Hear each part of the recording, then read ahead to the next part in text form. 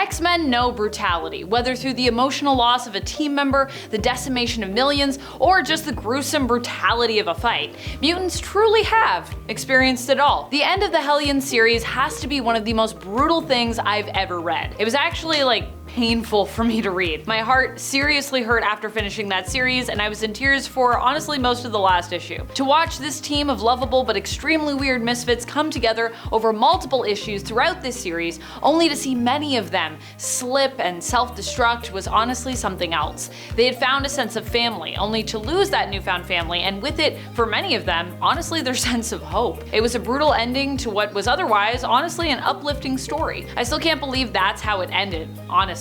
Zeb Wells out here just playing with my emotions, playing with my heart. I think the worst character for me in terms of how the story ended for them was honestly Wildchild, who basically decided to just accept that he didn't really belong anywhere and submitted to being in a medicated stupor. It really was tragic. What stories have moved you emotionally? For me, Wildchild's and the Hellions ending overall just literally brought me to tears. I actually struggled to read the pages. That's how much I was crying at the end of this series. It was really heartbreaking and really brutal. This is a traumatic one, or at least it probably was a traumatic one for Wolverine at least. Yep, we're talking about that moment. The moment when Wolverine was permanently separated from his adamantium. What are we talking about here? Divorce, babe. Divorce. Wolverine was divorced basically here from his adamantium, something that initially in the comics was suggested to be part of his mutant power. However, over time, of course, we'd come to learn that the adamantium-coated skeleton that he had, his claws, was not necessarily inherent, but was instead put in place by Weapon X. He did have claws, but they were just bone claws, and then Weapon X basically modified him and coated his whole skeleton in adamantium. When the X-Men faced off against Magneto in space, Magneto used his magnetic mutant powers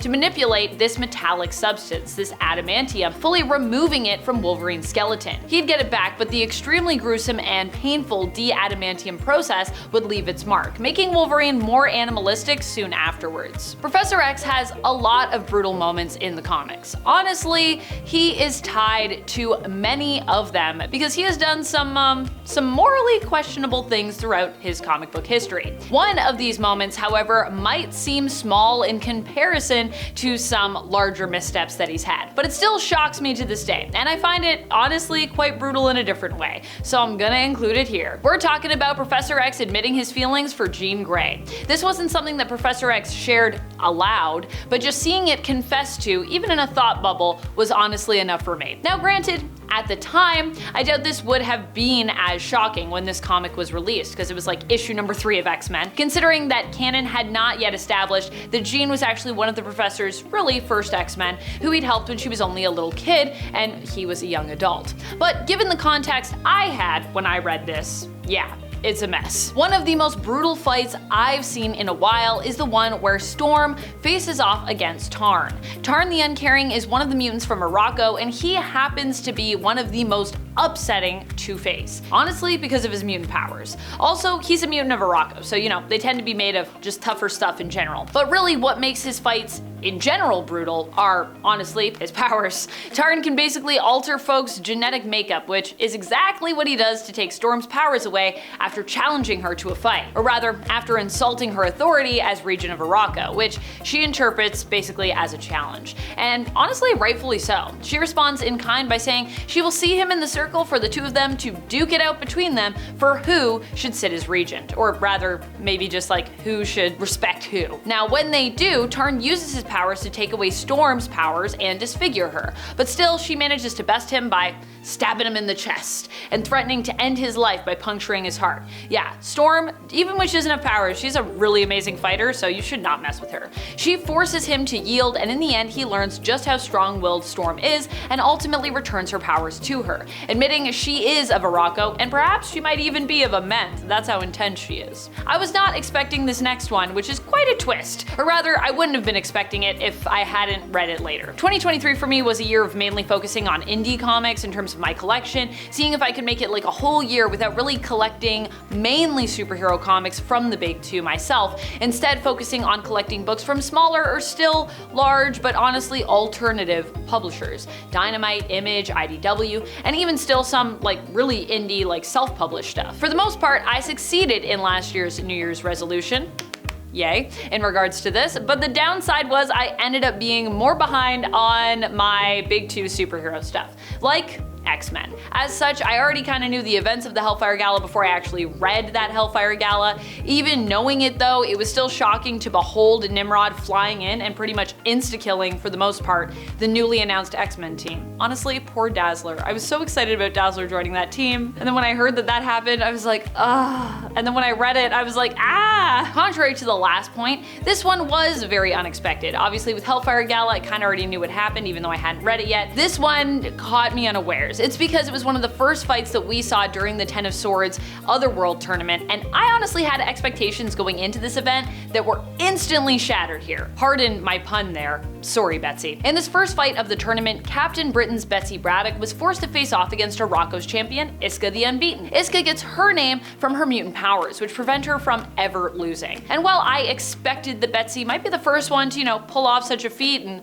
make Iska lose, since she was the hero in this scenario and Iska, at the time, was the villain, it turns out I was wrong. And true to her name, Iska made short work of Betsy, literally shattering her into thousands of pieces. Yeah, I didn't see that one coming. I feel like wait, what just happened pretty much sums up Ten of Swords as an event. It's just bonkers. Bonkers, I think, in a good way, but that's my opinion. Another battle that I wasn't expecting to go how it did was the one with Uranos versus, well, pretty much all of Morocco, to be honest. But more specifically for this point, I'm talking about the Eternals villain facing off against Magneto, who is of course usually a villain of the X-Men, but in X-Men Red is really more of a hero here. Magneto here seemingly holds his own at first, but in the end has his heart removed by Uranos and is left for dead. It's also a pretty quick fight. It's like brutally quick. It's a seemingly gruesome end for a long-standing character, but what's even more intense is it would shortly after, in the same issue, be revealed that Magneto was so committed to getting revenge here, so willful, that he refused to die,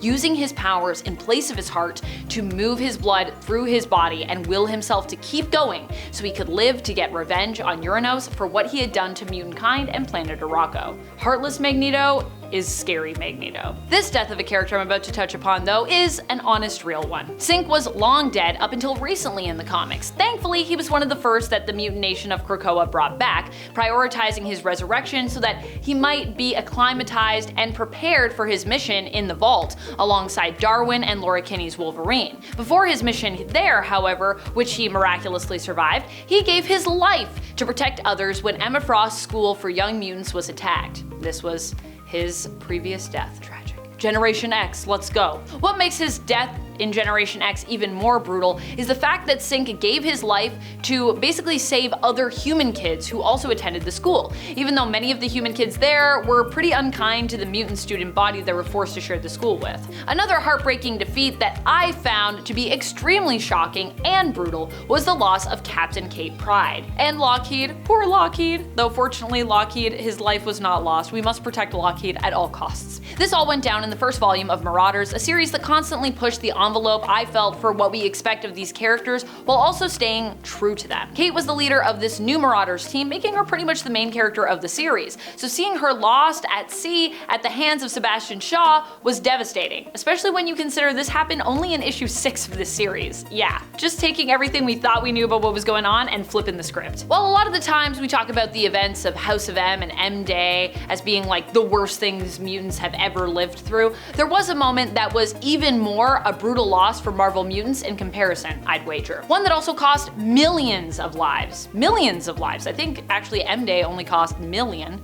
and not even lives, just depowering individuals. But in this case, these people were wiped off the face of the earth. Cassandra Nova returned to get her revenge and ended up killing Donald Trask III in one of the most disturbing ways I've ever seen in a comic, while also merging with him, able to use his voice after his death to command the Master Mold and Sentinels. During the E is for Extinction story, Nova unleashed these Sentinels on Genosha, resulting in what we refer to today as the Genosian Massacre, which cost mutant kind an estimated 16 million lives. Yeah.